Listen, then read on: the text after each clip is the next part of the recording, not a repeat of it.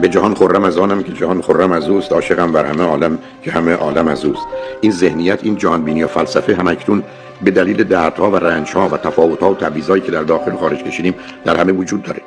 نیروی اصلی و اساسی که ایران رو به سمت عظمت و شکوه و افتخار و سرافرازیش برای نیروی انسانیه، اما نیروهای دیگری هم هستن. یکی از اونها نیروی مادی ماست در سراسر جهان که میدونید برای به وجود آوردن یک رشد و توسعه اقتصادی شما احتیاج به سرمایه‌ای دارید که وارد ایران بشه.